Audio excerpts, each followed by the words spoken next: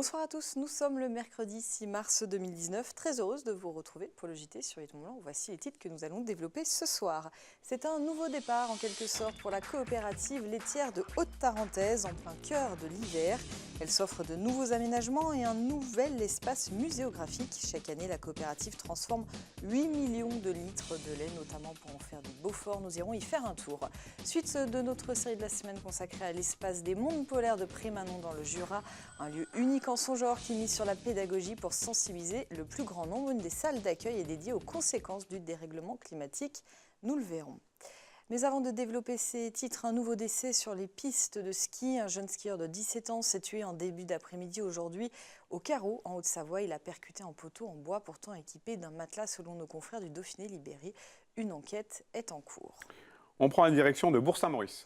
La coopérative laitière de Haute-Tarentaise est en train de réaliser d'importants travaux d'aménagement et d'agrandissement.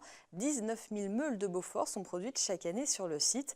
La coopérative a investi 5 millions d'euros pour offrir un service de choix et de qualité à sa clientèle et elle est nombreuse en cette période hivernale. C'est un reportage signé Florian Brenin. À Bourg-Saint-Maurice, la coopérative laitière de Haute-Tarentaise a fait peau neuve. En janvier 2018, une partie du bâtiment avait été rachetée à la mairie par la coopérative, permettant à celle-ci de s'agrandir et de réaliser des aménagements pour faciliter le service de la clientèle. La vente de produits issus de l'artisanat local est largement visible sur les étals.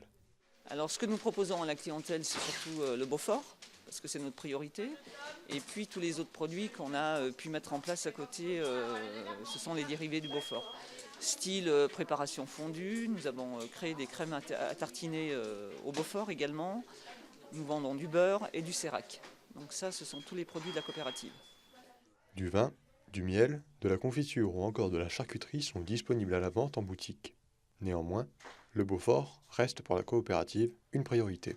Le Beaufort est né dans cette région. C'est important de le mettre en valeur localement parce que c'est notre produit. Alors ce qui va être développé chez nous, c'est surtout le Beaufort Express. Nous avons créé un site où les clients pourront passer leurs commandes et récupérer leurs commandes dans la journée ou le samedi ou les autres jours de la semaine. Sans attendre parce que nous avons une boutique annexe pour le récupérer. En plus de faciliter la vente auprès de la clientèle, un centre culturel dédié à la fabrication, à l'affinage du Beaufort ainsi que la faune et la flore qui entourent ce produit est en cours de développement dans les sous-sols de la bâtisse, alors que dans les étages, un espace de dégustation mettant en valeur les produits du terroir sera ouvert au public dans les mois à venir. Un mot de justice. Lundi dans le JT, nous sommes revenus sur l'audience de la dernière chance pour les ex-salariés de Spirel qui espèrent toujours une reconnaissance de la justice. Elle avait lieu à Chambéry devant la cour d'appel. Elles estiment, les ex-salariés, que Chapelle Industrie n'avait pas de projet économique lorsqu'il a racheté l'usine moyennaise au groupe Somfy. Le délibéré sera rendu le 21 mai prochain. Nous aurons donc l'occasion d'en reparler. On reparle du salon Global Industrie qui se tient cette semaine à Lyon. Oui, vous avez pu le voir hier sur Huit Mont-Blanc. Nous étions à Eurexpo ce mardi pour suivre ce grand rendez-vous de la filière industrielle. 2500 exposants du monde entier sont présents pour défendre leur savoir-faire. Auvergne-Rhône-Alpes est la plus représentée des régions françaises avec près de 600 entreprises. Elles sont nombreuses à être groupées au sein du Midest, une partie du salon réservée aux sous-traitants industriels. Pour certaines, il s'agit d'une première participation. Victoria Lopez a rencontré ces entreprises. L'événement Global Industrie regroupe 4 salons thématiques. Tolexpo, Industrie Lyon, Smart Industrie et le Midest. Un rendez-vous international pour les entreprises de la sous-traitance industrielle et une opportunité pour leur développement. Nous sommes aussi une plateforme sur laquelle on amène nos entreprises pour qu'elles puissent se rencontrer des co-traitants, rencontrer des donneurs d'ordre, rencontrer des entreprises aussi internationales et qu'ils puissent faire du business. Le business, c'est pas un gros mot et un salon comme ça, voilà, c'est attirer de l'attractivité aussi pour le territoire et c'est faire en sorte que nos entreprises puissent rayonner au niveau national et à l'international. 13 chambres d'industrie et de commerce et 68 entreprises occupent l'espace dédié à la région Auvergne-Rhône-Alpes sur le Midest. 700 mètres carrés de stands occupés par des entreprises de toute taille et aux différentes spécialités. Implantée à Villas près d'Annecy, Conicio, une PME de 10 salariés, participe pour la première fois au Midest. Coniccio, c'est une agence de design et ingénierie. On va travailler avec du coup des clients qui sont soit des TPE, mais aussi des PME, des startups ou des grands groupes pour développer leurs produits en fin de compte en tout ou partie suivant leurs besoins. Le salon, c'est avant tout déjà pas mal de contacts, donc ouais, déjà pour une première journée, on est plutôt très satisfait. Après, l'avantage, c'est qu'on a aussi du coup un peu plus de visibilité, à la fois avec certains de nos clients qui participent également à ce salon, mais également certains fournisseurs, et puis ça permet pour nous aussi de nous faire identifier auprès de nouveaux prospects sur notre activité. Si les petites entreprises saisissent l'opportunité de gagner en visibilité, certains grands groupes sont aussi présents au Midest pour la première fois. C'est le cas de Divalto, une entreprise implantée à Sionzier dans la vallée de l'Arve et spécialisée dans les logiciels informatiques de gestion. C'est important déjà que l'on puisse nous voir en tant qu'acteur logiciel de gestion dans le domaine industriel. Nous sommes aujourd'hui au milieu aussi de nos clients et puis des sociétés qui ont besoin effectivement de faire évoluer leur outil informatique, leur organisation. Pour cette première journée, nous sommes assez satisfaits des premiers contacts qui sont somme toute assez qualitatifs.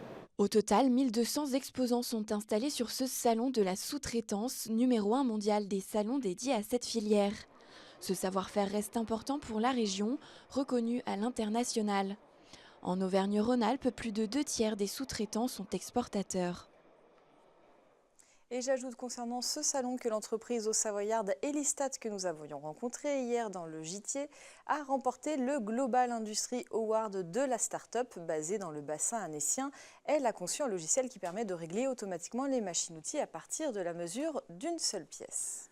On termine avec notre série de la semaine consacrée à l'espace des mondes polaires installé dans le Jura. Ce lieu, largement ouvert à tous les publics, se veut pédagogique et informatif pour sensibiliser sur la nature fragile de ces lieux d'exception.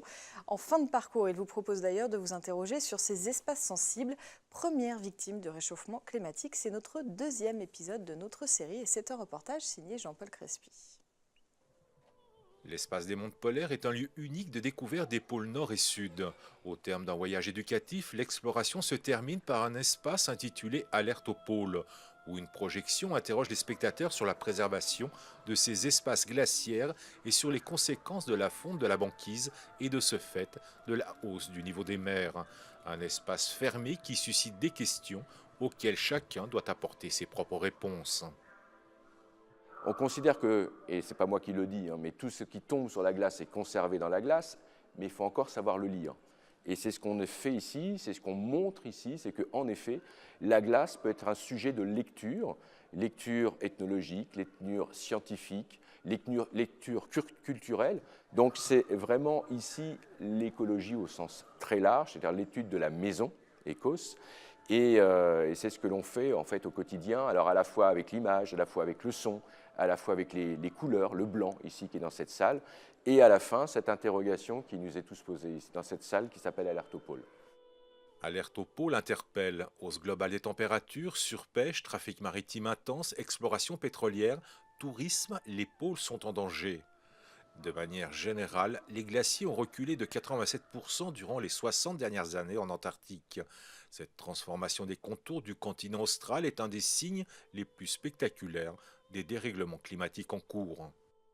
S'intéresser à cette histoire polaire, c'est s'intéresser à tous ces hommes qui sont partis, quelquefois sans revenir, mais ils ont écrit la topographie de notre planète.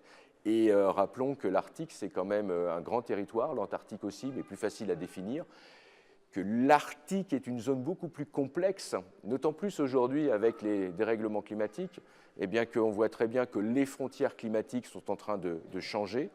On parle de mutation paysagère, mais au même titre, on parle de mutation sociale. On sait qu'il y a dans certains territoires du Groenland, pour appeler un petit village qui s'appelle Horatsut, ça fait 13 ans qu'on n'a pas vu de banquise.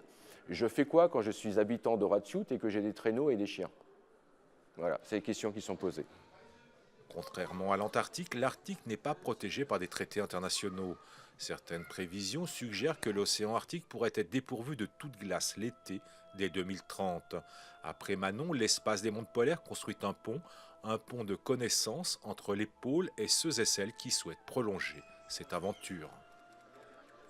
Et demain, nous verrons le dernier volet de notre série consacrée à l'espace des mondes polaires. Paul-Émile Victor en est le fil rouge car il fut l'un des pionniers de l'exploration polaire aussi bien en Arctique qu'en Antarctique. Une dernière info avant de se quitter. Attention, si vous devez emprunter l'A41 Nord, cette semaine, le tronçon entre Annecy Centre et Creuseuil-à-Lonzier est fermé chaque nuit de 21h à 6h et ce jusqu'à vendredi matin. C'est la fin de ce JT, on se retrouve demain pour une nouvelle édition. Un grand merci à toute l'équipe et à vous de nous suivre chaque soir. Seb, je te laisse conclure, passez une très belle soirée.